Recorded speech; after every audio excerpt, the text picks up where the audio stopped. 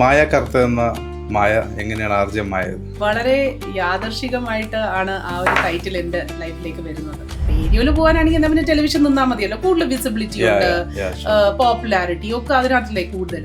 പക്ഷേ ഇവിടെ വന്നു കഴിഞ്ഞപ്പോൾ പിന്നെ ആ തിരിച്ചുപോക്ക് ഒരിക്കലും ഉണ്ടായിട്ടില്ല. ബിക്കോസ് ഓബ്വിയസ്ലി ആ സമയത്ത് 2004 എന്നൊക്കെ പറയുന്നത് ദുബായ് ഇങ്ങനെ ബൂം ചെയ്യുന്ന ഒരു ടൈമാണ്.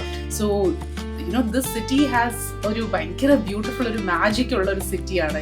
നമ്മളിങ്ങനെ പിടിച്ചങ്ങ് നിർത്തും, കാരണം എല്ലാം നമ്മുടെ കയ്യിലോട്ട് കൊണ്ടുതരികയാണ്. എല്ലാം വളരെ എന്താ പറയാ, ഇങ്ങനെ ഗ്ലിറ്ററിങ് ആയിട്ടുള്ളൊരു ലൈഫാണല്ലോ. സോ അങ്ങനെയാണ് അവസാനം റേഡിയോ ജീവിതം തുടങ്ങുന്നത്. നമ്മൾ ആൾക്കാർ പറയലുണ്ട്, ഒരു സ്ഥാപനത്തിൽ നമ്മളൊരു 3 കൊല്ലത്തിലോ അല്ല 5 കൊല്ലത്തിൽ കൂടെ നിൽക്കാൻ പാടില്ല. എന്താണ് ഹിറ്റ് എഫ് എം ഇത്രത്തോളം പ്രാധാന്യം, ഇത്ര ആൾക്കാരെ പിടിച്ചിർത്തുന്ന ഘടകം എന്താ? എനിക്ക് തോന്നുന്നു, നമ്മൾ വരുന്ന സമയത്താണ് അറേബ്യൻ റേഡിയോ നെറ്റ്വർക്ക് എന്ന് പറയുന്ന സ്ഥാപനവും ഇങ്ങനെ രൂപീകരിച്ച് വരുന്നത്. അതായത് നമ്മൾ വരുന്നത് ഐ തിങ്ക് 2004 ഇത് വരുന്നത് അറൗണ്ട് ഒരു 2001 ARN സ്റ്റാർട്ട് ചെയ്തത്. അപ്പൊ ആദ്യം അറബിക് ചാനൽസ് വെച്ചാൽ സ്റ്റാർട്ട് ചെയ്തത്. സോ ചുരുക്കം പറഞ്ഞു കഴിഞ്ഞാൽ ARNും ഗ്രോ ചെയ്യുന്നൊരു ഫേസ് ആയിരുന്നു. ഐ തിങ്ക് ടിൽ അബൌട്ട് ഒരു 2018. ഇന്നിപ്പോ one of the leading radio അല്ലെങ്കിൽ മീഡിയ ഹൗസ് ആണ് അറേബ്യൻ റേഡിയോ നെറ്റ്വർക്ക് എന്ന് പറയുന്നത്. ഈ റീജിയനിൽ തന്നെ, GCCയിൽ തന്നെ ഇത്രയും വലിയൊരു മീഡിയ ഹൗസ് വേറെ ഇല്ല. വി സ്റ്റാർട്ടഡ് ദിസ് അല്ലേ, നമ്മളായിട്ട് സ്റ്റാർട്ട് ചെയ്തതാണ്. അപ്പൊ ഇത് നമ്മുടെ ബേബിയാണ്. നമ്മള് ഇപ്പൊ ഇന്നും അതെ, ഇപ്പൊ 22 വർഷം കംപ്ലീറ്റ് ചെയ്ത് നിൽക്കുമ്പോൾ ഇന്നും അതെ, നമ്മുടെ അടുത്ത് പറയാണ് സൺഡേ വന്ന് ഷോ ചെയ്യണം അല്ലെങ്കിൽ സാറ്റർഡേ വന്ന് ഷോ ചെയ്യണം എന്ന് പറഞ്ഞാലും നമ്മളെല്ലാവരും റെഡിയാണ്, വില്ലിംഗ് ആണ് ചെയ്യാനായിട്ട്. We are there for the station. നമ്മളതിനെ ഒരിക്കലും താഴാനായിട്ട് എന്താ പറയുക, ഒരു രീതിയിലും നമ്മൾ താഴാനായിട്ട് സമ്മതിച്ചിട്ടില്ല. When there is another competition, നമ്മൾ ആദ്യം പറയുന്നത് എങ്ങനെ അവരെ കില്ല് ചെയ്യാം എന്നുള്ളതാണ്. സോ ലിറ്ററലി ശരിയാണ്, നമ്മുടെ അങ്ങനെ പറയുമ്പോൾ don't get me wrong, it is just that നമ്മുടെ ഉള്ളിലെ ആ ഒരു ടീം സ്ട്രെങ്ത്തും ടീം ഒരു കോമ്പറ്റേറ്റീവ് സ്പിരിറ്റും വളരെ സ്ട്രോങ് ആണ്. അപ്പൊ ഇതുവരെ വേറൊരു ജോലിയെ പറ്റി ആലോചിച്ചിട്ടേ ഇല്ലെന്നാണോ? എങ്ങനെ നമുക്ക് അവരുടെ മുകളിൽ ചിന്തിക്കാം എന്നുള്ളതാണ് നമ്മളെ കോൺസ്റ്റന്റ്ലി നമുക്ക് തരുന്ന ട്രിഗർ അതാണ്. അതുകൊണ്ട് തന്നെ അതിന്റെ ഡിസഡ്വാൻറ്റേജ് ഒന്നും നമുക്ക് ചാടാൻ വേറെ സ്ഥലങ്ങളും ഇല്ല, നമ്മളവിടെ തന്നെയാണ്. സോ അതൊരു വലിയൊരു റിയാലിറ്റിയാണ്. കാരണം we have maintained that bar so high that you don't have a place to jump.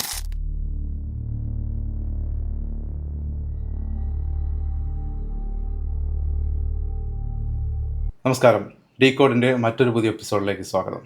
ഇന്ന് നമ്മോടൊപ്പം ഉള്ളത് RJ മായ. സ്വാഗതം. Thank you Ramees, thank you. Maya കറുത്ത എന്ന മായ എങ്ങനെയാണ് ആർജം മായത്? വളരെ യാദർശികമായിട്ട് ആണ് ആ ഒരു ടൈറ്റിൽ എൻ്റെ ലൈഫിലേക്ക് വരുന്നത്. സോ പറയാനാണെങ്കിൽ നമുക്കൊരു 2004 തിരിച്ചു പോവാം. അപ്പോഴാണ് എൻ്റെ ഈ ഒരു RJ ജീവിതം സ്റ്റാർട്ട് ചെയ്യുന്നത്. അപ്പോൾ അതും ആ ഒരു ടൈമിൽ ഞാൻ എൻ്റെ മാസ്റ്റേഴ്സ് കംപ്ലീറ്റ് ചെയ്ത് ഞാനിങ്ങനെ എനിക്ക് ആദ്യം തന്നെ എനിക്ക് ഭയങ്കര ആഗ്രഹമായിരുന്നു വിദേശത്ത് പോകണം. അത് ഒരു പ്രോബബ്ലി എന്താ പറയുക, എൻ്റെ ഒരു ബാക്ക്ഗ്രൗണ്ട്, എൻ്റെ ലൈഫിലെ എൻ്റെ ഫാമിലിയുടെയൊക്കെ ഒരു ബാക്ക്ഗ്രൗണ്ട് അങ്ങനെയാണ്. കാരണം എല്ലാവരും വിദേശത്തുണ്ട്. അത് കൂടുതലും ആൾക്കാർ US-ലായിരുന്നു. അപ്പം എൻ്റെ സിസ്റ്റേഴ്സ് അപ്പോഴത്തേക്കും US-ലെത്തി. അപ്പോൾ എനിക്കും US-ൽ പോകണം എന്നുള്ളൊരു ഭയങ്കര ആഗ്രഹം ഉണ്ടായിരുന്നു. അങ്ങനെ ഞാൻ എക്സാം എഴുതാൻ GRE ഗ്രാജുവേറ്റ് റെക്കോർഡ് എക്സാമിനേഷൻ എഴുതാൻ തീരുമാനിച്ചു. അത് ഞാൻ എഴുതി and I started applying four higher studies. അപ്പോഴാണ് ഞാൻ മനസ്സിലാക്കുന്നത് സൈക്കോളജിയിൽ നമുക്കൊരു സബ്ജക്ട് ടെസ്റ്റ് വേണം. അപ്പോൾ സബ്ജക്ട് ടെസ്റ്റ് പക്ഷേ ഇന്ത്യയിൽ ബിക്കോസ് ഒരുപാട് സ്റ്റുഡൻസ് ഇല്ലല്ലോ, അതുകൊണ്ട് അത് 2 പ്രാവശ്യം നടക്കുന്നുള്ളൂ. അപ്പം എനിക്കൊരു ലോങ് ഒരു ഗ്യാപ്പിന് ശേഷം അടുത്ത എക്സാം വരുന്നത് ഐ തിങ്ക് 2004 സെപ്റ്റംബറോട് കൂടിയാണ് ആ എക്സാം വരിക. അപ്പോൾ ഞാൻ പിന്നെ അപ്ലൈ ചെയ്യണമെങ്കിൽ 2005 പിന്നെ ഞാൻ ആപ്ലിക്കേഷൻ ഇടേണ്ടത്. അപ്പോൾ അച്ഛനിങ്ങനെ വിചാരിച്ചു, അയ്യോ അവളുടെ വർഷം പോവല്ലേ എന്നൊക്കെ ഇങ്ങനെ വിചാരിച്ചത്. പക്ഷേ പിന്നെ this is what I wanted, so അത് ട്രൈ ചെയ്യാം എന്ന് പറഞ്ഞിരിക്കുകയായിരുന്നു. അതിൻ്റെ ഇടയിലാണ് ഈ ഒരു ജോലി വരുന്നത്. അപ്പോൾ മീൻ വൈൽ ആ സമയത്തും ഞാൻ പഠിച്ചുകൊണ്ടിരുന്ന സമയത്താണ് ഏറ്റവും കൂടുതൽ ഈ സാറ്റലൈറ്റ് ചാനൽസിന്റെ ഇൻഫ്ലക്സ് ഉണ്ടാവുന്നത്. അപ്പോൾ പ്രൈവറ്റ് ചാനൽ സൂര്യ, ഏഷ്യാനെറ്റ്, അങ്ങനെ ഒരുപാട് ബൂം ചെയ്ത ടൈമായിരുന്നു. അപ്പോൾ അവർക്ക് എപ്പോഴും ഹോസ്റ്റ് ചെയ്യാൻ ആൾക്കാരെ വേണമല്ലോ. അപ്പോൾ കോളേജിലൊക്കെ വന്ന് അവർ ഹെഡ് ഹണ്ട് ചെയ്ത് അങ്ങനെ ഞാൻ ഏഷ്യാനെറ്റിലും സൂര്യയിലും ഒക്കെ ഉണ്ടായിരുന്നു. അപ്പോൾ പ്രോഗ്രാംസ് അവതരിപ്പിക്കുന്നുണ്ട്. അപ്പോൾ ടെലിവിഷനും മീഡിയയൊക്കെ എൻ്റെ ജീവിതത്തിൻ്റെ ഒരു ഭാഗമാണ്. പക്ഷെ അതൊരിക്കലും ഒരു മെയിൻ സ്ട്രീം ആകും എന്ന് ഞാൻ വിചാരിക്കുന്നില്ല. അങ്ങനെ ഇരിക്കുമ്പോഴാണ് എനിക്ക് ഈ ഒരു ജോലിയുടെ ഒരു ഓഫർ വരുന്നത്. അപ്പോൾ ഞാനന്ന് വിചാരിച്ചു, റേഡിയോ ഇപ്പോ ആരായപ്പോ എന്താ റേഡിയോയിൽ പോകാനാണെങ്കിൽ എന്താ പിന്നെ ടെലിവിഷൻ നിന്നാൽ മതിയല്ലോ, കൂടുതൽ വിസിബിലിറ്റി ഉണ്ട്, പോപ്പുലാരിറ്റി ഒക്കെ അതിനകത്തല്ലേ കൂടുതൽ. പക്ഷേ എൻ്റെ അച്ഛൻ പറഞ്ഞ എടി see give it a shot, നിനക്കറിയില്ലല്ലോ. അപ്പൊ അന്ന് നമ്മുടെ programming head mister Ajith Menon അദ്ദേഹത്തിന്റെ അടുത്ത് സംസാരിച്ചു. അപ്പൊ സംസാരിച്ചപ്പോൾ പറഞ്ഞു ആരുടെ കയ്യിലാണ് പാസ്പോർട്ട് എന്ന് ആദ്യം ചോദിച്ചു. പറഞ്ഞു ഇല്ലല്ലോ ഇവരുടെ കയ്യിൽ തന്നെ ആയിരിക്കും, നമ്മൾ അതൊന്നും എടുത്തു വെക്കത്തില്ല. അപ്പൊ അച്ഛൻ പറഞ്ഞു എടി if you don't like it എപ്പോൾ വേണമെങ്കിലും നിനക്ക് തിരിച്ചു വരാമല്ലോ, ആ ഫ്രീഡം ഉണ്ട് നിനക്ക്. അഥവാ നിനക്ക് ഇഷ്ടപ്പെട്ടാൽ കുറച്ചാൾ വർക്ക് ചെയ്ത് ജോലി കിട്ടി കുറച്ച് പൈസയൊക്കെ സമ്പാദിച്ച് നിനക്ക് വേണമെങ്കിൽ അമേരിക്കയിൽ പോവാലോ. പക്ഷേ ഇവിടെ വന്നു കഴിഞ്ഞപ്പോൾ പിന്നെ ആ തിരിച്ചുപോക്ക് ഒരിക്കലും ഉണ്ടായിട്ടില്ല. ബിക്കോസ് ഓബ്വിയസ്ലി ആ സമയത്ത് 2004 എന്നൊക്കെ പറയുന്നത് ദുബായ് ഇങ്ങനെ ബൂം ചെയ്യുന്ന ഒരു ടൈമാണ്. സോ ദിസ് സിറ്റി ഹാസ് ഒരു ഭയങ്കര ബ്യൂട്ടിഫുൾ ഒരു മാജിക് ഉള്ള ഒരു സിറ്റിയാണ്. നമ്മളിങ്ങനെ പിടിച്ചങ്ങ് നിർത്തും, കാരണം എല്ലാം നമ്മുടെ കയ്യിലോട്ട് കൊണ്ടുതരികയാണ്. എല്ലാം വളരെ എന്താ പറയാ ഇങ്ങനെ ഗ്ലിറ്ററിങ് ആയിട്ടുള്ളൊരു ലൈഫാണല്ലോ. സോ അങ്ങനെയാണ് അവസാനം റേഡിയോ ജീവിതം തുടങ്ങുന്നത്. 2 പതിറ്റാണ്ടായി തോന്നുന്നു അല്ലേ? അതെ. എങ്ങനെയാണ് തിരിഞ്ഞു നോക്കുമ്പോൾ ഈ ഒരു ജേണി ആർജെ ജീവിതം? ഓ ബ്യൂട്ടിഫുൾ. എന്താ പറയുക, മനസ്സ് നിറയെ ഗ്രാറ്റിറ്റ്യൂഡ് മാത്രമാണ്.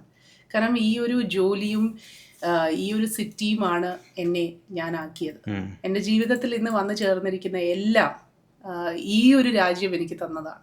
സോ ടുഡേ ഇഫ് എനിബഡി, ഇപ്പം ഇന്നിപ്പോൾ ഞാൻ റബീസിന് മുന്നിൽ ഇരിക്കുന്നുണ്ടെങ്കിൽ മായ കർത്ത എന്ന് വിളിച്ച് എന്നെ അഡ്രസ്സ് ചെയ്തിട്ടുണ്ടെങ്കിൽ it is only because this country has given me that much. So gratitude മാത്രം. 20 വർഷം അല്ലെങ്കിൽ 2 പതിറ്റാണ്ട് നമ്മൾ പറയുമ്പോൾ പോലും ടീം പോലും എനിക്ക് തോന്നുന്നു ഏറെക്കുറെ സെയിം ആണ് സ്റ്റാർട്ട് ചെയ്തത് അല്ലേ? കോർ ടീം കൊളീഗ് എന്നൊക്കെ പറയുമ്പോൾ ചിലപ്പോൾ ഒരുപക്ഷെ ഫാമിലിയേക്കാൾ അടുത്ത ബന്ധമുള്ള ആൾക്കാരായിരിക്കും. തീർച്ചയായിട്ടും വി നോ എവറിത്തിങ്. അതായത് ഒരാളുടെ മുഖം മാറിയാൽ നമുക്ക് കറക്റ്റ് ആയിട്ട് അറിയാം എന്താണ് അവരുടെ മനസ്സിൽ പോകുന്നത് എന്നുള്ളത്. So we can read each other very well. ഇപ്പൊ ടീം ഇത്രയും വർഷം ഒരുമിച്ച് നിൽക്കുമ്പോൾ സ്വാഭാവികമായിട്ടും സോ ആ കോർ ടീം തന്നെയാണ് ഇപ്പോഴും എനിക്ക് തോന്നുന്നു ഹിറ്റിന്റെ ഏറ്റവും വലിയൊരു സ്ട്രെങ്ത് ആയിട്ട് നിൽക്കുന്നത്. നമ്മളിപ്പോൾ ഈ ഒരു പ്രൊഫഷണൽ ഒരു ലൈഫ് പറയുമ്പോഴേ നമ്മൾ ആൾക്കാർ പറയുന്നുണ്ട് ഒരു സ്ഥാപനത്തിൽ നമ്മളൊരു 3 കൊല്ലത്തിലോ അല്ല 5 കൊല്ലത്തിൽ കൂടെ നിൽക്കാൻ പാടില്ല. കാരണം പല ഫാക്ടേഴ്സ് ഉണ്ട്, അതിന് സയന്റിഫിക് ആയിട്ടുള്ള ഫാക്ടേഴ്സ് ഉണ്ട്. അതായത് ഒന്നത്തെ കാര്യം പ്രധാനപ്പെട്ട റീസൺ ആയിട്ട് പറയുന്നത് നമ്മൾക്ക് ഒന്നും അതിൽ കൂടുതൽ കോൺട്രിബ്യൂട്ട് ചെയ്യാൻ സ്ഥാപനത്തിന് കോൺട്രിബ്യൂട്ട് ചെയ്യാൻ ഉണ്ടാവില്ല. നമ്മളത് കഴിഞ്ഞിട്ടുണ്ടാവും. സ്ഥാപനത്തിന് നമ്മൾക്കും തിരിച്ചു തരാനൊന്നും ഉണ്ടാവില്ല. പക്ഷെ ഈ ഒരു 3 വർഷം നിലനിൽക്കുന്നു, അതും എല്ലാ ടീമും ഉൾപ്പെടെ നിലനിൽക്കുന്നു. എന്താണ് ഹിറ്റ് എഫ് എം ഇത്രത്തോളം പ്രാധാന്യം, ഇത്ര ആൾക്കാരെ പിടിച്ചിർത്തുന്ന ഘടകം എന്താണ്?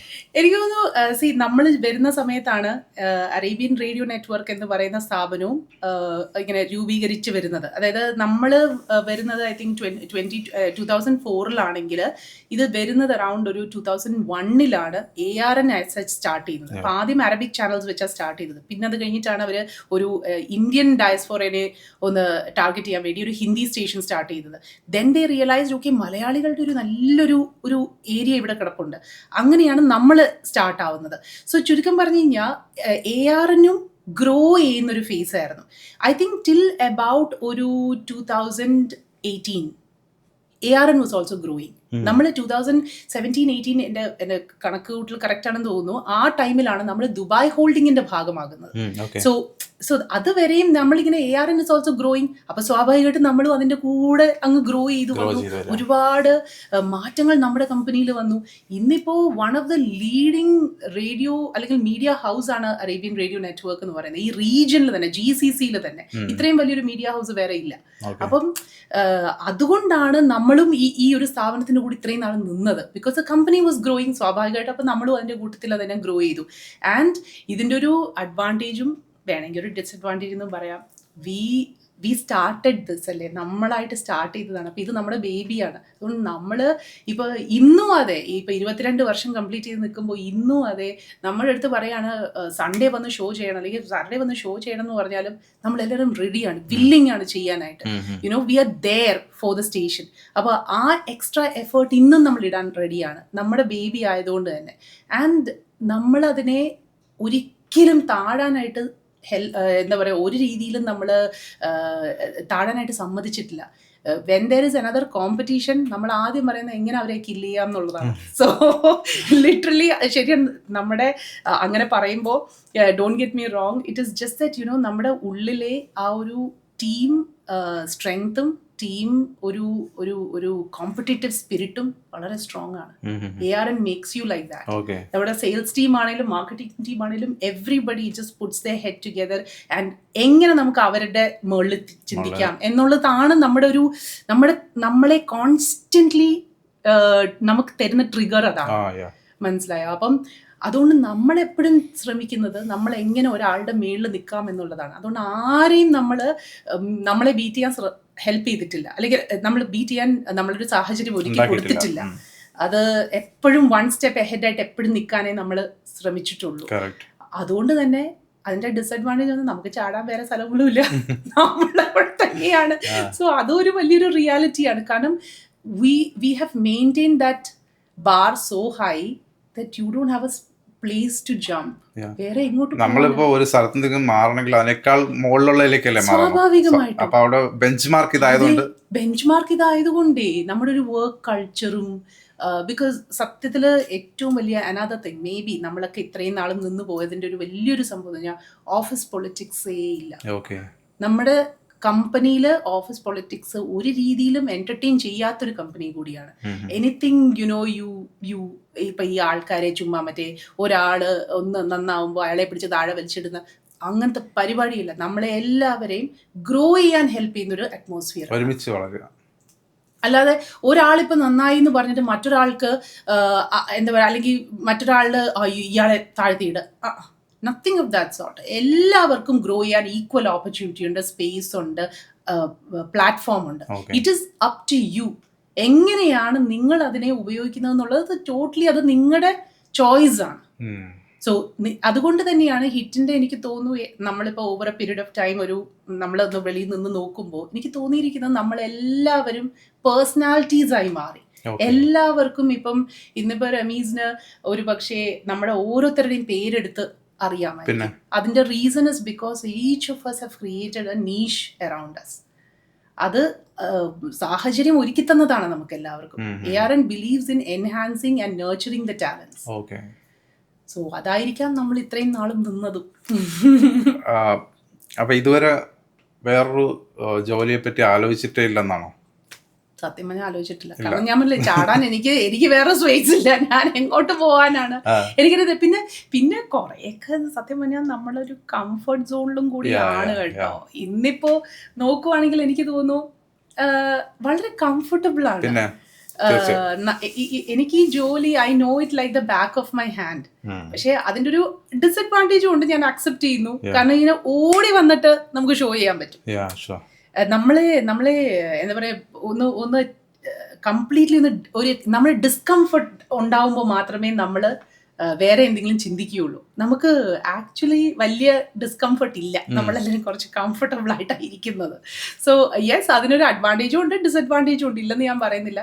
പക്ഷേ സത്യം പറഞ്ഞു കഴിഞ്ഞാൽ വേറെ അങ്ങനെ ഒരു ചാടാനായിട്ടുള്ള ഒരു ഓപ്പർച്യൂണിറ്റിയോ അല്ലെങ്കിൽ ചാടാനായിട്ടുള്ള ഒരു സ്പേസ് ഇല്ല. കാരണം ഞാൻ നേരത്തെ പറഞ്ഞ പോലെ നമ്മൾ തന്നെ ഒരു ബെഞ്ച് മാർക്ക് ക്രിയേറ്റ് ചെയ്ത് വെച്ചിരിക്കുകയാണ്. ഇനി ഇതിന് മേളിലേ എനിക്ക് ചാടാൻ പറ്റുള്ളൂ, അല്ലെങ്കിൽ താഴോട്ട് എനിക്ക് പോകാൻ പറ്റില്ല. സോ അതൊക്കെ തന്നെയാണ് ഇപ്പോഴും ഇവിടെ നിൽക്കുന്നതിന്റെ റീസൺ. അതായത് പിന്നെ പ്രൊഫഷണൽ ലൈഫ് ഒരു പക്ഷേ completely related to hit FM, പക്ഷെ പേഴ്സണൽ ലൈഫും അതായി മാറി പിന്നീട് അല്ലെ? ജോൺ ജീവിതത്തിലേക്ക് വരുന്നതും ഹിറ്റ് FM നിന്നാണ് നിങ്ങൾ കണ്ടുമുട്ടുന്നത്. ഓക്കെ, അത് ഈ പറഞ്ഞ ഒരു ജീവിതത്തിന്റെ എത്ര പറിച്ചു നടാൻ ശ്രമിച്ചാലും മാറാത്തൊരു സംഗതിയായിട്ട് ജീവിതത്തിൽ ഇപ്പം കൂടെ ഉണ്ട്. അത് ആ ഒരു എന്താ പറയുക, പാർട്ട്ണർഷിപ്പ് എങ്ങനെയായിരുന്നു? ആക്ച്വലി ഓൾദോ നമ്മൾ രണ്ടുപേരും ഒരേ സ്പേസിലാണ് വർക്ക് ചെയ്യുന്നതെങ്കിലും എനിക്ക് തോന്നുന്നു to a large extent I give it to John. അത് ജോണിൻ്റെ ഒരു പേഴ്സണാലിറ്റി എന്ന് പറഞ്ഞു കഴിഞ്ഞാൽ വീട്ടിൽ വന്നു കഴിഞ്ഞാൽ ജോൺ ഈ ഓഫീസിലെ കാര്യങ്ങൾ സംസാരിക്കാൻ ഇഷ്ടപ്പെടാത്ത ഒരാളാണ്. അപ്പൊ ഇപ്പൊ ഞാൻ ഓഫ്കോഴ്സ് കോൺവെർസേഷൻസ് സ്വാഭാവികമായിട്ടും വരും. പക്ഷെ അപ്പൊ തന്നെ ഹീൽ സേ ഇടി ഓഫീസിലെ കാര്യം നീ ഇവിടെ വന്നിരുന്ന് സംസാരിക്കാതെ എന്ന് പറയാം. അപ്പൊ തന്നെ എന്നെ കട്ട് ചെയ്യും. സോ അധികം എന്റർടൈൻ ചെയ്യാറില്ല ജോൺ. അപ്പൊ അതുകൊണ്ട് തന്നെ ജോൺ എപ്പോഴും വെളിയിലും കൂടി ഒരു സർക്കിൾ ഉണ്ടാക്കാൻ ഇഷ്ടപ്പെടുന്ന ഒരാളാണ്. അതുകൊണ്ട് അതെ, പർപ്പസ്ഫുള്ളി തന്നെ ചെയ്യാറുണ്ട്. അതെ, അപ്പൊ ഹിറ്റിലെ ആൾക്കാർ മാത്രമല്ല ജോണിന്റെ ഫ്രണ്ട്സ് എന്ന് പറയുന്നത്. ജോണിന് വേറെ സെറ്റ് ഓഫ് ഒരു ഫ്രണ്ട്സ് ഉണ്ട്, ഒരു ഫ്രണ്ട് സർക്കിൾ ഉണ്ട്. അപ്പം ജോണിന്റെ ഫ്രണ്ട്സ് ആണ് ഇവൻച്വലി എന്റെയും ഫ്രണ്ട്സ് ആയി മാറിയിരിക്കുന്നത്. അപ്പൊ നമുക്കിപ്പം വെളിയിലും ഒരു സെറ്റ് ഓഫ് ഫ്രണ്ട്സ് ഉണ്ട് ഹൂം we hang out with, whom we constantly share our thoughts and everything with. അപ്പം അങ്ങനെ ഒരു സെറ്റ് ഓഫ് ആൾക്കാരും ഉണ്ട്. അപ്പം എനിക്ക് തോന്നുന്നു ഓഫീസിലെ കാര്യങ്ങൾ പലപ്പോഴും വീട്ടിൽ സംസാരിക്കാൻ ജോൺ താല്പര്യമില്ലാത്തതുകൊണ്ട് ഞാനും അധികം സംസാരിക്കാറില്ല എന്നുള്ളതാണ്. ഓഫീസ് കഴിഞ്ഞ് കഴിഞ്ഞാൽ അതങ്ങ് അതെ, നമ്മൾ ഒരുപാട് പിന്നെ ഓഫ് കോഴ്സ് ഡിസ്കഷൻ ഇല്ലെന്ന് ഞാൻ ഒരിക്കലും പറയില്ല. സ്വാഭാവികമായിട്ടും നമുക്ക് ചില കാര്യങ്ങൾ നമ്മളെ ഇപ്പൊ എന്തെങ്കിലും ഒരു അപ്സെറ്റ് ചെയ്യുന്നതോ അല്ലെങ്കിൽ എന്തെങ്കിലും ഡിസ്കസ് ചെയ്യേണ്ട ആവശ്യം വരുമ്പോൾ നമ്മൾ ഡിസ്കസ് ചെയ്യാറുണ്ട്. പക്ഷേ ഒരുപാട് നമ്മൾ ഓഫീസ് വീട്ടിലേക്ക് കൊണ്ടുവരാറില്ല. ഇൻഫാക്ട് കുറേ നാളത്തേക്ക് എനിക്ക് തോന്നുന്നു നമ്മളിപ്പോൾ സോഷ്യൽ മീഡിയ ഒക്കെ വന്നപ്പോഴാണ് ഇപ്പം കുറെ കൂടെ ഞാനും ജോണും ഹസ്ബൻഡ് വൈഫ് ആണെന്ന് പോലും ആൾക്കാർ അറിഞ്ഞു തുടങ്ങിയത്. അതിനു മുന്നേ ആർക്കും അറിയ പോലും ഇല്ലായിരുന്നു. ഈവൻ ഓഫീസിൽ തന്നെ നമ്മൾ ഒരിക്കൽ ഐ ഡോണ്ട് റിമെമ്പർ എപ്പോഴാണെന്ന് ഏതോ ഒരു സാഹചര്യത്തിൽ വെച്ച് ആരോ ഇങ്ങനെ, അതായത് നമ്മൾ കല്യാണം കഴിഞ്ഞ് ഓൾമോസ്റ്റ് ഒരു 10-12 വർഷം കഴിഞ്ഞു. ആ സമയത്ത് you both are married? Yeah, we have been married for 10-12 years. I never knew. അത് നമ്മുടെ അക്കൗണ്ട്സിലോ ആരോ ഒരാൾ അയാൾക്ക് അറിയത്ത പോലും ഇല്ലായിരുന്നു നമ്മള് കല്യാണം കഴിച്ചതാണെന്ന്. അപ്പൊ അങ്ങനെയാണ് ഈവൻ ഓഫീസിൽ പോലും ഇറ്റ്സ് നോട്ട് ലൈക്ക് നമ്മൾ ഒരുമിച്ച് നിൽക്കുന്നു, ഒരുമിച്ചിരിക്കുന്നു, അങ്ങനെ ഒരു ഇത് ജോൺ ഒരിക്കലും കൾട്ടിവേറ്റ് ചെയ്യാൻ ഇഷ്ടപ്പെടാത്ത ഒരാളാണ്. ഇതെല്ലാം ഐ തിങ്ക് പർപ്പസ്ഫുള്ളിനെക്കാട്ടിലും എനിക്ക് തോന്നുന്നു അത് ജോണിന്റെ ഒരു സ്വഭാവമാണ്, അത് അവന്റെ ഒരു ട്രെയ്റ്റ് ആണ്. അപ്പൊ അതുകൊണ്ടായിരിക്കാം ഒരുപക്ഷെ ഇത്രയും വർഷം കല്യാണം കഴിഞ്ഞ് ഇത്രയും വർഷമായി ഇത് ഇപ്പോഴും സസ്റ്റെയിൻ ചെയ്ത് അങ്ങനെ പോകുന്നത്. പ്രോബബ്ലി ജോണിന്റെ കോറിൽ നിൽക്കുന്ന ഒരു ട്രെയ്റ്റ് ആണത്. സോ ഹീ ഡസൻ ലൈക്ക് അങ്ങനെ കൂടുതൽ ഓഫീസിൽ ഇങ്ങനെ ഭയങ്കര മഷിയായിട്ടിരിക്കാനും, അങ്ങനെ എന്താ പറയുക, സാധാരണ ഹസ്ബൻഡ് വൈഫ് ഒരുമിച്ചിരിക്കുക അങ്ങനെ പരിപാടി ഒന്നുമില്ല. ജോണ് അങ്ങനത്തെ കാര്യങ്ങളിലേ എന്റർടൈൻ ചെയ്യാത്ത ഒരാളാണ്. അതിൽ തന്നെ ഇപ്പോൾ ജോൺ അങ്ങനെ പർപ്പസ്ഫുള്ളി ഇതിൽ നിന്ന് പൊട്ടിച്ച് മാറാൻ ശ്രമിക്കുമ്പോൾ മായയുടെ ഒരു ഇതെന്താണ് അതിനോടുള്ള, അങ്ങനെ അത് ശരിയാണോ അതോ അങ്ങനെ വേണ്ടതില്ല എന്നാണോ? ഇല്ല, നമ്മളെപ്പോഴും ഒരിടത്ത് മാത്രം ഇങ്ങനെ കുക്കൂൺ ചെയ്ത് നിൽക്കരുതല്ലോ. ചിലപ്പോൾ നമുക്ക് പറയാൻ പറ്റില്ല. നമ്മളുടെ ഫ്രണ്ട് സർക്കിളും നമ്മൾ സമ്പർക്കം പുലർത്തുന്ന ഒരു സൊസൈറ്റി, ഒരു എന്താ പറയുക, നമ്മുടെ ഒരു വേൾഡ്, നമ്മുടെ ഒരു യൂണിവേഴ്സ് നമ്മൾ വൈഡൻ ചെയ്യുമ്പോഴാണ് നമുക്ക് ആശയങ്ങൾ ഡിഫറെൻ്റ് ആയിട്ട് കിട്ടുന്നത്, നമുക്ക് ആൾക്കാരുടെ തോട്ട് പ്രോസസ്സ് കുറച്ചും കൂടെ നന്നായിട്ട് അറിയാൻ പറ്റുന്നത്. ഇപ്പം ഈ പറയുന്ന നമ്മുടെ ബാക്കിയുള്ള സെറ്റ് ഓഫ് ഫ്രണ്ട്സ് അധികം സോഷ്യൽ മീഡിയയോ ലൈം ലൈറ്റിലൊന്നും നിൽക്കാത്ത ആൾക്കാരാണ്. അവർക്ക് ശരിക്കും പറഞ്ഞാൽ പലപ്പോഴും ഈ സോഷ്യൽ മീഡിയയിൽ എന്താ നടക്കുന്നതെന്ന് പോലും അറിഞ്ഞുകൂടാത്ത കുറെ ആൾക്കാരാണ്. സോ അങ്ങനെയും ആൾക്കാരുണ്ട്. അപ്പം അവരുടെ what is it they cater to, what is it they are interested in എന്നൊക്കെ ഉള്ളത് നമുക്ക് അറിയാനും ഒക്കെ ഉള്ളൊരു അഡ്വാൻറ്റേജ് ആണത്. അതുകൊണ്ട് ഞാൻ ഒരിക്കലും അങ്ങനെ റെസ്ട്രിക്ട് ചെയ്യാറേ ഇല്ല. പിന്നെ ഞാൻ പൊതുവേ തന്നെ ഇപ്പം ജോൺ ഒരു കാര്യം ഇഷ്ടമാണെങ്കിൽ ഐ ഡോണ്ട് റെസ്ട്രിക്റ്റ്. ഞാൻ അങ്ങനത്തെ ഒരു വൈഫേ അല്ല. വാട്ട് എവർ യു ലൈക്ക്, നമുക്ക് ആ രണ്ടുപേർക്കും സ്പേസ് വേണമല്ലോ. ഞാൻ കൂടുതലും ഒരു ഹോം ബോഡിയാണ്. ഞാൻ വീട്ടിൽ ഇരിക്കാൻ ഇഷ്ടപ്പെടുന്ന ഒരാളാണ്. അപ്പം ഞാനും എൻ്റെ പൂച്ചകളും ഒക്കെ ആയിട്ട് ഇങ്ങനെ എൻ്റെ ഒരു ലൈഫുണ്ട്. ജോൺ ചിലപ്പോൾ ജോണിൻ്റെ ഫ്രണ്ട്സുമായിട്ടൊക്കെ പോകും. അപ്പം അങ്ങനെ അതുകൊണ്ട് നമ്മൾ രണ്ടുപേരും അങ്ങോട്ടും ഇങ്ങോട്ടും കൂടുതൽ ഇൻ്റർഫിയറൻസ് ഒന്നും ഇല്ല ലൈഫിൽ. ഒരു സെലിബ്രിറ്റി ലൈഫാണ് നിങ്ങളുടേത് എന്തൊക്കെ പറഞ്ഞാലും. കാരണം ഇത്രയും വർഷമായിട്ട് മലയാളികൾ കേട്ടുകൊണ്ടിരിക്കുന്ന ശബ്ദങ്ങളാണ് നിങ്ങളുടെ രണ്ടുപേരുടെയും. ഓഫ് കോഴ്സ് നിങ്ങളൊരു സെലിബ്രിറ്റീസ് കപ്പിൾ തന്നെയാണ്. അപ്പോൾ ഈ നമ്മൾ സെലിബ്രിറ്റി ലൈഫിലേക്ക് വരുമ്പോൾ നമ്മൾ പർപ്പസ്ഫുള്ളി ഇതുപോലെ മാറണം എന്ന് വിചാരിച്ചിട്ട് മാറ്റിയ കാര്യങ്ങൾ എന്തെങ്കിലും ഉണ്ടോ? ഞാൻ വളരെ ഗ്രൗണ്ടഡ് ആയിട്ടുള്ള ഒരു വ്യക്തിയാണ്. ഞാൻ ഇപ്പൊ ഈ ഷോഷാസിൽ വിശ്വസിക്കാത്ത ഒരാളാണ്. അതായത് ഈ നമ്മൾ എന്താണെന്ന് വെച്ചാൽ ഞാനൊരു സെലിബ്രിറ്റി ആണ് എന്ന് the moment I start feeling, ഞാൻ പിന്നെ ലോകത്തിന് വേണ്ടിയാണ് ജീവിക്കുന്നത്. മനസ്സിലായോ? ഞാൻ അതിലൊട്ടും ഇഷ്ടപ്പെടാത്ത ഒരാളാണ്. ഞാൻ എനിക്ക് വേണ്ടിയാണ് ജീവിക്കുന്നത്, ഞാൻ വേറെ ആർക്കും വേണ്ടിയല്ല. അപ്പം അതുകൊണ്ട് തന്നെ നമ്മളൊരിക്കലും നമ്മൾ സെലിബ്രിറ്റി കപ്പിളാണ് അതുകൊണ്ട് നമ്മൾ ഇങ്ങനെ ആകണം എന്നൊന്നും നമ്മൾ നമ്മൾ നമ്മുടെ ജീവിതം ജീവിച്ചു പോകുന്നു എന്നുള്ളതേ ഉള്ളൂ. പക്ഷെ അപ്പോൾ പോലും സൊസൈറ്റി നമുക്ക് ആ ഒരു ഈ ലേബലിംഗ് കൊണ്ട് തരില്ലേ പല സ്ഥലങ്ങളിലും, പല ഒക്കേഷനിലും. അപ്പൊ എന്താന്ന് വെച്ചാൽ നമ്മുടെ പ്ലേസ്മെന്റ്സ് ആണ് ഇമ്പോർട്ടൻറ്റ്. മനസ്സിലായോ? How you place your self, how you conduct your self ആണ് അവിടെ ഇമ്പോർട്ടൻറ്റ്. ഇപ്പം നമ്മളെ ശരിയാണ്, ഇപ്പം നമ്മൾ ലൈം ലൈറ്റിൽ നിൽക്കുമ്പോൾ അല്ലെങ്കിൽ നമ്മളിപ്പം എല്ലാവരുടെയും ഒരു ഫോക്കസിൽ നിൽക്കുമ്പോൾ ഏറ്റവും പ്രധാനമായിട്ട് വേണ്ട ഒരു കാര്യം എന്ന് പറഞ്ഞു കഴിഞ്ഞാൽ നമ്മൾ എവിടെ ചെന്നാലും how do you present your self, അത് കോൺഷ്യസ്ലി നമുക്കൊരു ബോധം ഉണ്ടാവണം. മനസ്സിലായോ? കാരണം നമ്മളിപ്പോൾ ചിലപ്പം ചിലപ്പോൾ ഇപ്പം നമ്മൾ തന്നെ കണ്ടിട്ടുണ്ട് ചില സെലിബ്രിറ്റീസ് തട്ടിക്കേറിയ ആൾക്കാരോട് സംസാരിക്കുന്ന ആ ഒരു ക്ലിപ്പായിരിക്കും വൈറലാവുന്നത്. അവർ ചിലപ്പോൾ അതിന് പിന്നിൽ എന്താ നടന്നിരിക്കുന്നതെന്ന് പോലും നമ്മൾ ചിന്തിക്കില്ല. സോ ആ കോൺഷ്യസ് ആയിട്ടുള്ള ഒരു കാര്യം നമ്മുടെ മനസ്സിൽ എപ്പോഴും ഉണ്ട്. how you talk to people, how you behave, where you are seen, how you conduct, ഇതൊക്കെ ശരിയാണ്, നമ്മുടെ മനസ്സിലുണ്ട്. ബട്ട് അല്ലാതെ നമ്മുടെ ജീവിതത്തിൽ നമ്മൾ സെലിബ്രിറ്റിയാണ് അതുകൊണ്ട് നമ്മൾ ഇങ്ങനെ ആകണം എന്നൊരിക്കലും നമ്മൾ വിചാരിച്ചിട്ടില്ല. ആൻഡ് അത് സെലിബ്രിറ്റി ആയതുകൊണ്ട് എന്താ പറയുക കൊണ്ടുവന്ന മാറ്റങ്ങളോ അല്ലെങ്കിൽ ചെയ്ത കാര്യങ്ങളോ ഒന്നുമില്ല. നമ്മളുടെ ജീവിതത്തിൽ നമ്മൾ ആഗ്രഹിച്ച് ചെയ്ത കാര്യങ്ങൾ മാത്രമേ ഉള്ളൂ. അപ്പോൾ ഈ പറഞ്ഞ പോലെ നമ്മളിപ്പോൾ ഈ ഒരു RJ അല്ലെങ്കിൽ ഇങ്ങനത്തെ ഒരു പ്രൊഫഷൻ തന്നെയാണല്ലോ. അത് ഈ പറഞ്ഞ പോലെ നമ്മൾ കൺസിസ്റ്റൻ്റ് ആയിട്ട് വേറൊരു തരം നമ്മൾ എന്താണോ എന്നുള്ളത് നമുക്ക് ഡയറക്റ്റ്ലി പ്രതിഫലിപ്പിക്കാൻ പറ്റാത്ത ഒരു പ്രൊഫഷനാണ്. ഞാൻ പറഞ്ഞതെന്ന് വെച്ച് കഴിഞ്ഞാൽ ഇപ്പോൾ സിനിമ അല്ലെങ്കിൽ അഭിനയിക്കുന്ന ഒരാളെ സംബന്ധിച്ച് ആക്ഷനും കട്ടിനിടയിൽ കഴിഞ്ഞു ആ പരിപാടി. പക്ഷേ ഇതൊരു കൺസിസ്റ്റൻ്റ് ആയിട്ട് നമുക്ക് 4-5 മണിക്കൂർ അല്ലെങ്കിൽ ഒരു 6 മണിക്കൂറൊക്കെ ഒരു ഷിഫ്റ്റിൽ നമ്മൾ RJ ആയിട്ട് നിൽക്കുന്നുണ്ട്, ബ്രേക്ക് സമയം ഒഴികെ. പക്ഷെ നമ്മളെ ഇന്നർ ഫീലിങ്സോ അല്ലെങ്കിൽ നമ്മുടെ അന്നത്തെ മൂഡോ ഇതൊന്നും നമുക്ക് ആ രീതിയിൽ പ്രകടിപ്പിക്കാൻ പറ്റാത്ത ഒരു ടൈം കൂടി ആയിരിക്കുമല്ലോ അത് സ്വാഭാവികമായിട്ടും.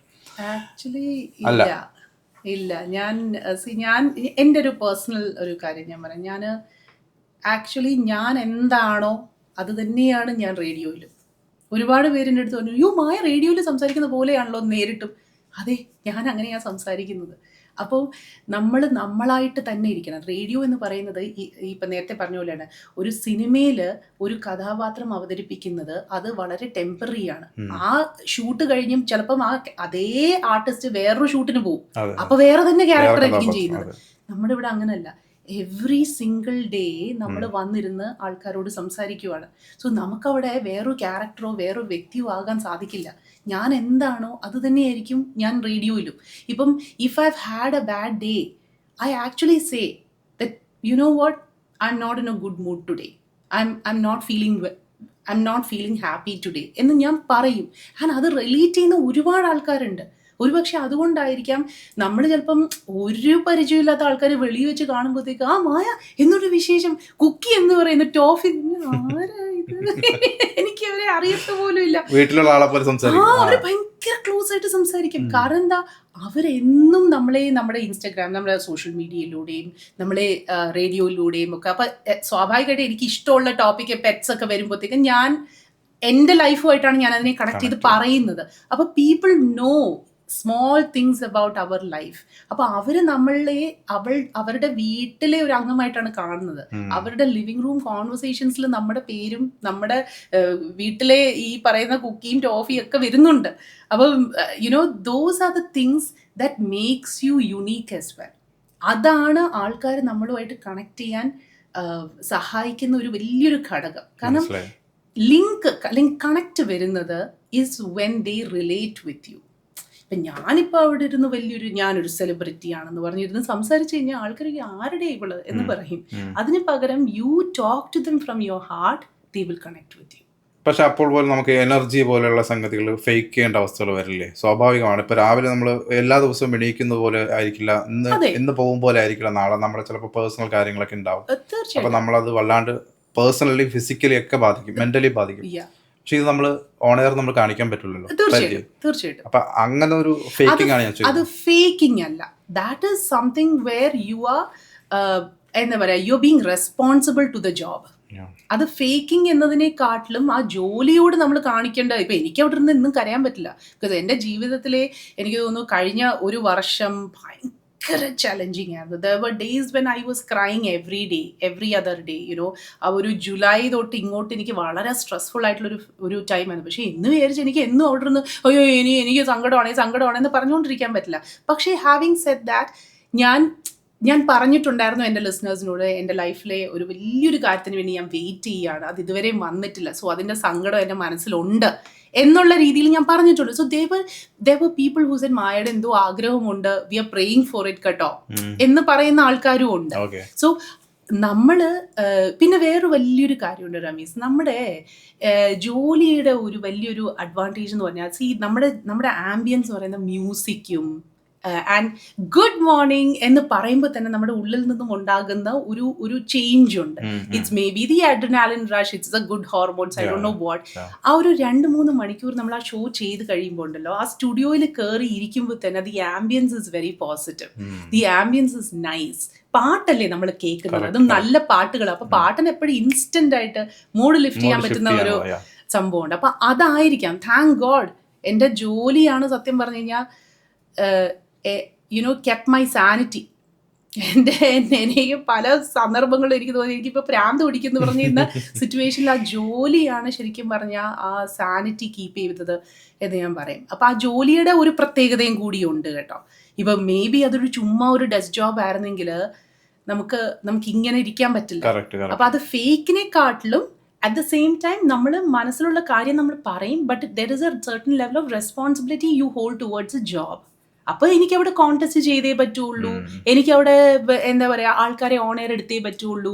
അപ്പം എനിക്കിപ്പം നമ്മളൊരു അപ്ലോസ് പ്ലേ ചെയ്യുമ്പോഴത്തേക്ക് ആ അപ്ലോസിൻ്റെ ഒരു വൈബ്രേഷൻ ഇസ് ഡിഫറെൻറ്റ്. അപ്പം അതൊക്കെ നമ്മുടെ മൂഡിനെ എൻഹാൻസ് ചെയ്യും. അല്ലാതെ അവിടെ ചെന്നിരുന്ന് എന്നും ഞാൻ ഫേക്ക് ചെയ്ത് കഴിഞ്ഞാൽ people will understand. It's never about faking.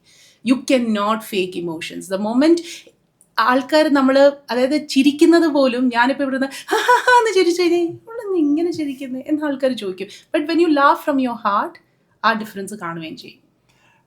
ഇത് പറയുമ്പോഴേ നമ്മളിപ്പോൾ ഈ ഒരു ഇത്രയും വർഷത്തെ ഒരു ജേണിക്കിടയിൽ വളരെ ഒരിക്കലും മറക്കാൻ പറ്റാത്ത ഒരു അപ്രീസിയേഷനോ അല്ലെങ്കിൽ ഒരു കോളോ ഒരു മെസ്സേജോ ഓർത്തെടുക്കാൻ പറ്റുന്നുണ്ടോ? തീർച്ചയായിട്ടും ഒരുപാട് ഇൻസ്റ്റൻസസ് ഉണ്ട്. പക്ഷെ ഞാൻ എന്നും ഓർത്തിരിക്കുന്ന ഒരു കാര്യം, ഞാൻ എപ്പോഴും ദൈവത്തിനോട് പ്രാർത്ഥിക്കുന്ന ഒരു കാര്യമുണ്ട്.